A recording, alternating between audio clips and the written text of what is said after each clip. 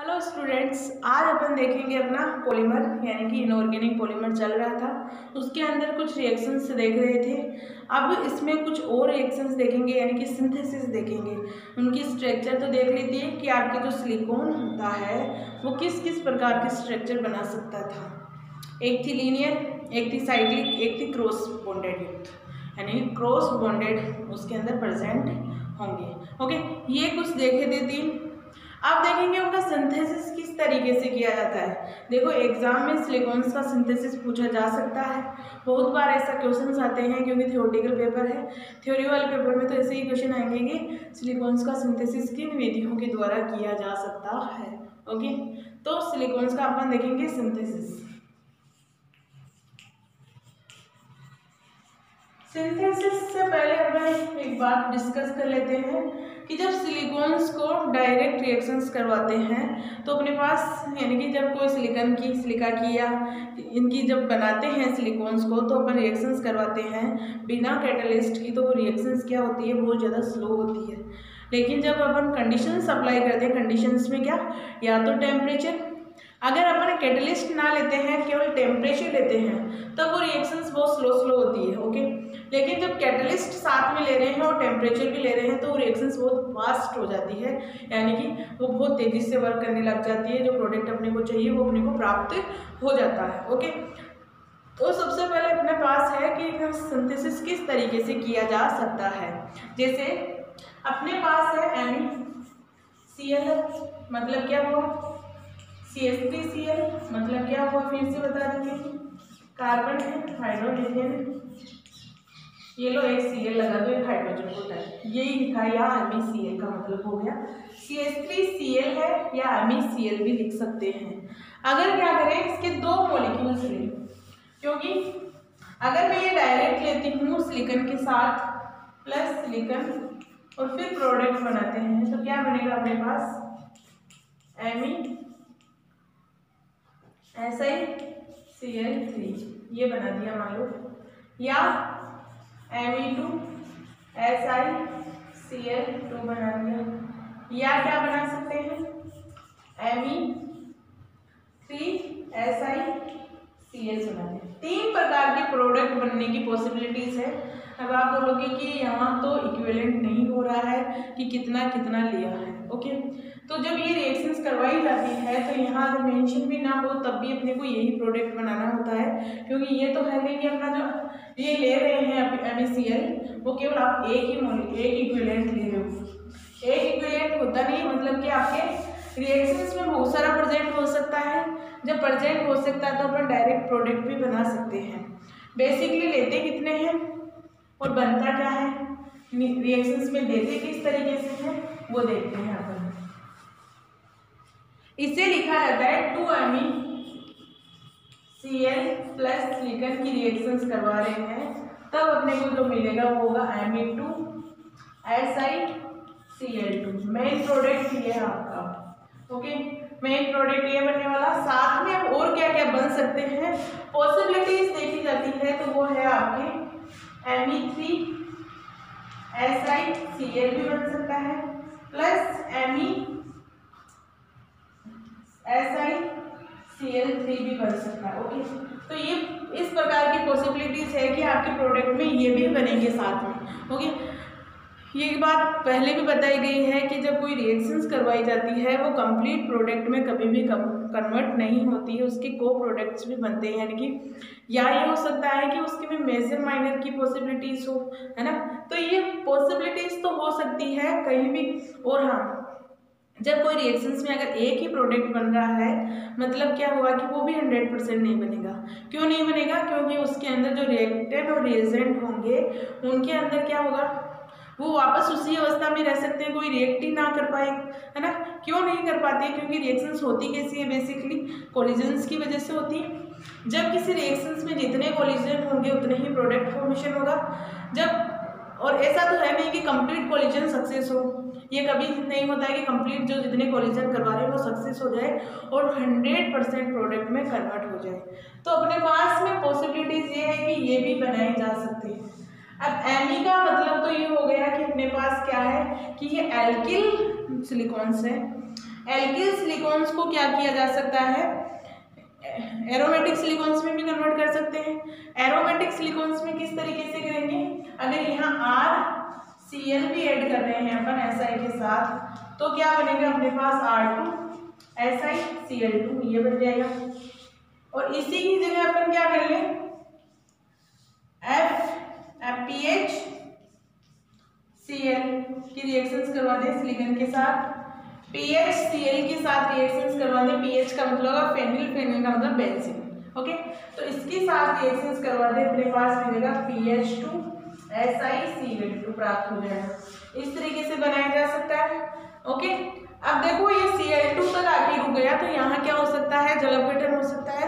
Water के साथ reactions करवाने के बाद Cl निकल जाएगा, OH आके ऐड हो जाएगा, फिर जो सिलिकॉन्स की है वो बन जाएगा अपने पास। क्योंकि सिलिकॉन्स की डेफिनेशन तो क्या थी, कार्बन प्लस सिलिकॉन प्लस क्या होना चाहिए, ऑक्सीजन प्रेजेंट होना चाहिए। तो इनका क्या क्या करवाया जा सकता है, वाटर के साथ रिएक्शंस करवाएंगे तो अपने पास सिलिकॉन्स प्राप्त हो जाएंगे। लेकिन जो मेन प्रोडक्ट है जहाँ तक अपन बना सकते हैं वो तो बनाए कंप्लीट, फिर उसका वाटर के साथ तो रिएक्शंस करवाई जा सकती है। तो अपने पास इस तरीके से अपन क्या कर सकते हैं, सिलिकॉन्स का सिंथेसिस कर सकते हैं। ओके, ये जो आपका एरोमेटिक सिलिकॉन्स है, ये आपका एरोमेटिक सिलिकॉन्स है। अब ये रिएक्शंस देखो, अगर इसी तरीके से करवाएंगे तो बहुत स्लो होगी, क्योंकि कोई भी अपने पास कैटलिस्ट नहीं है। तो इसके लिए कैटलिस्ट यूज किया जाता है कॉपर। ओके, कॉपर की प्रेजेंस में रिएक्शंस करवाते हैं तो ये फास्ट होगी। टेम्परेचर मेंशन कर लें 3 डिग्री सेंटीग्रेड, 300 है ना, 300 डिग्री सेंटीग्रेड या सेल्सियस डिग्री सेल्सियस ले लें तो अपने पास सिलिकॉन प्राप्त हो जाता है। एरोमेटिक सिलिकॉन्स बनाने के लिए अपने पास दो कंडीशंस हैं, यानी कि इस रिएक्शंस को फास्ट या टेम्परेचर पर डिपेंड है तो वो किस तरीके से है। एरोमेटिक सिलिकॉन्स की रिएक्शंस 2PHCl प्लस SI है। इसमें क्या किया, कॉपर प्रेजेंट है तो ये कॉपर के प्रेजेंट में रिएक्शंस होगी आपके 500 डिग्री सेंटीग्रेड सेल्सियस टेम्परेचर पर होगी। बनेगा क्या, एरोमेटिक सिलिकॉन्स बनेंगे SiCl2। ओके, लेकिन अगर इस रिएक्शंस का टेम्परेचर कम करना है, इसे कम टेम्परेचर की प्रेजेंस में करवाना है तो क्या करना होगा, कैटलिस्ट भी चेंज करना होगा। जब इसमें कैटलिस्ट चेंज किया जाता है, सिल्वर कॉपर की जगह क्या ले लें, Ag ले लें, Ag सिल्वर ले लें। सिल्वर लेने पर ये रिएक्शन किसमें हो जाएगी, 400 डिग्री सेल्सियस के अंदर आपके रिएक्शंस कंप्लीट हो जाते हैं। ओके, एरोमेटिक सिलिकॉन्स बनाने के लिए अगर अपन कॉपर ले रहे हैं तो कॉपर के साथ अपने को टेम्परेचर रखना होगा 500 डिग्री। ओके, और अगर अपन सिल्वर ले रहे हैं तो सिल्वर के साथ अपने को टेम्परेचर रखना होता है 400 डिग्री सेल्सियस। ओके, तब जाके ये रिएक्शंस कंप्लीट होती है। और किस तरीके से अपन एरोमेटिक अपने पास बनाए जा सकते हैं, एरोमेटिक सिलिकॉन्स बनाए जा सकते हैं आपके, वो है अगर अपन क्या करें, बेंजीन की रिएक्शंस करवा दें, C6H6 की रिएक्शंस करवा दें HSiCl3 के साथ करवा दें तो क्या होगा, यहाँ से क्या होगा, हाइड्रोजन रिमूव हो जाएगा। हाइड्रोजन रिमूव हो जाएगा तो ये क्या होगा, बेंजीन ऐड हो जाएगा C6H5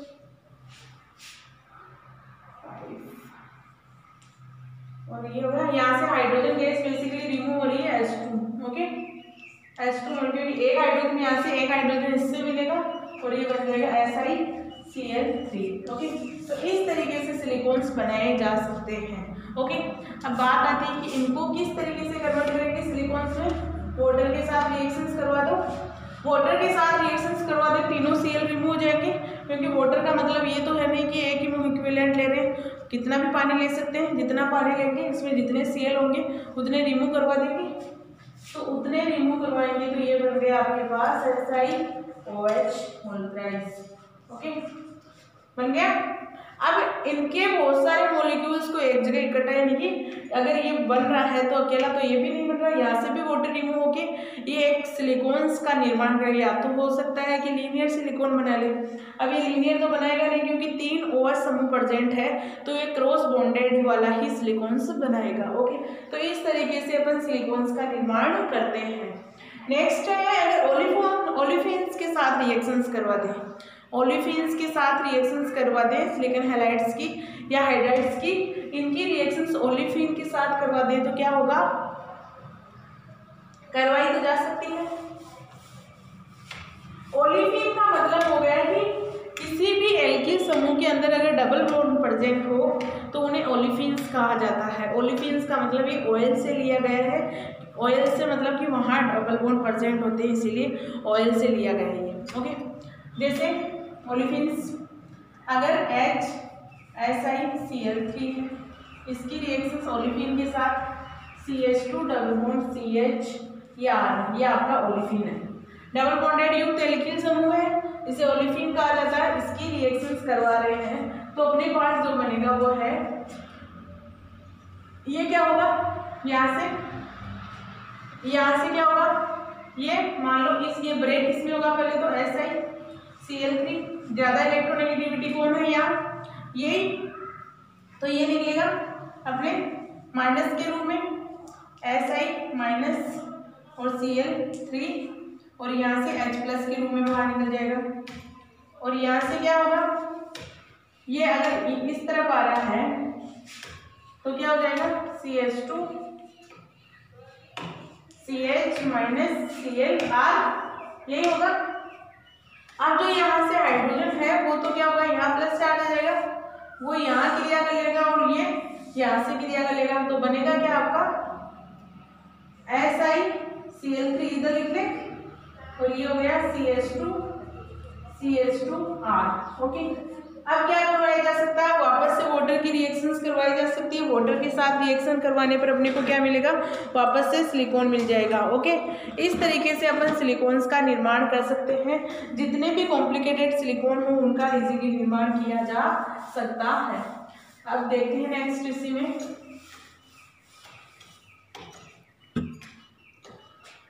Cl3